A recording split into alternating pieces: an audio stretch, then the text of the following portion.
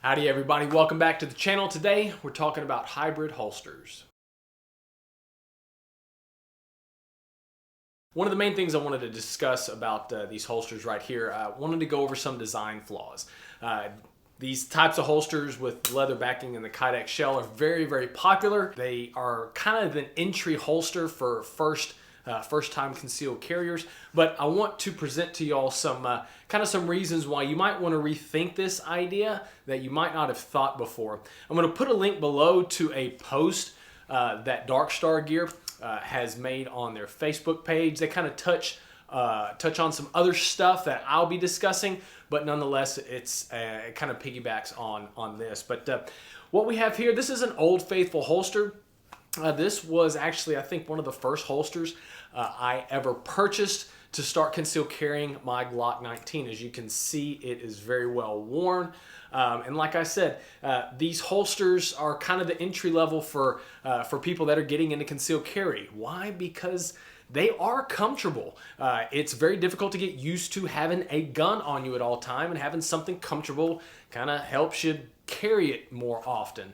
But here's a couple reasons why I don't like it. So first off, in another video that I did, and y'all can find the link somewhere up here. I'll put a link to a previous video I did on selecting the proper concealed carry holster. One of the main things that this holster did not do is you need 100% security around the belt. That holster should not be able to come out. Now with these holsters, I've never had the issue with this holster, but then again, I didn't wear it enough and train with it enough that I had the issue, but I probably would have, just because of the clips that it had. If you can see these clips right here, yeah, they are kind of tight. This one's a little bit looser, but I have seen people with hybrid holsters, when they draw the gun, the holster comes out with it. These do not provide 100% secure loop around the belt. They're not soft loops. The discreet carry concepts had not come out yet with when I purchased this back in like 2013. But these do not provide 100% security around the belt. However, you can get clips that do that, the ulti clips, the discreet carry concept. So that's really not going to be a big thing. But let's move on to some other reasons. So first off, essentially what we've got is we've got a leather backer and a Kydex shell. So one of the issues with that is you're asking the Kydex shell, a very hard but potentially brittle piece of material. You're asking that single piece of material to do all the retention. The leather moves, and so you're asking a piece of hard material to do all the retention. So under repeated use, you will more than likely start to get cracks on the stress points where this Kydex was bent. What makes a two-part Kydex holster like I wear, the Filster holster that I wear, what makes that difference is that that load is being divided amongst two sides. So each side is getting half the load. With these hybrid holsters, you're asking that piece of shell to do all the retention, and a lot of times you get premature wear on the stress areas and cracking. Let's move on. This is where it really starts to, where I really start to shy away from these things. One of the talking points on these holsters is they always say as you wear them, the leather gets more supple and gets softer, and it's easier to wear. That is 100% true. It does get softer.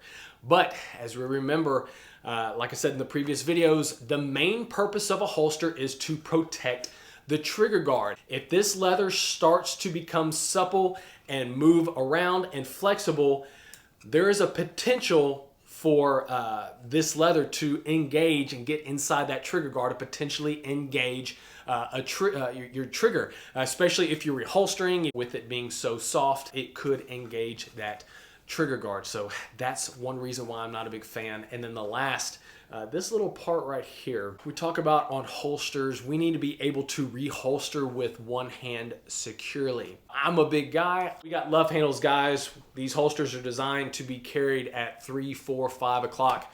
What do love handles do? They push this piece of leather that way. When you reholster, a lot of times, if you don't make sure everything is clear of that holster, when you reholster that gun, this part, and I have seen it done firsthand, that holster, that piece right here, could get in that trigger guard. So bigger guys with a little bit of love handles, that is an issue that we have, and that's why I do not like these. This little leather flap up here, while it's designed to really make it comfortable, if you are not careful and making sure that every bit of your garments and your gun is completely unobstructed during your reholster, you could have some interference with this piece, and it could get inside your trigger guard. So guys, remember, the most dangerous time when we are handling our guns is during the reholster. That is very, very critical. Nothing should be able to get to that trigger guard. That's the main purpose of a holster. So the back becoming supple and potentially kind of conforming to the shape of the gun, I can get access to that trigger guard. And then, like I said, for us bigger people, and having that piece of leather that kind of dips over on that reholster, that could also engage that trigger and get inside that trigger guard. So guys, think about these a little bit different. We've got so many great options out there right now with regards to holsters.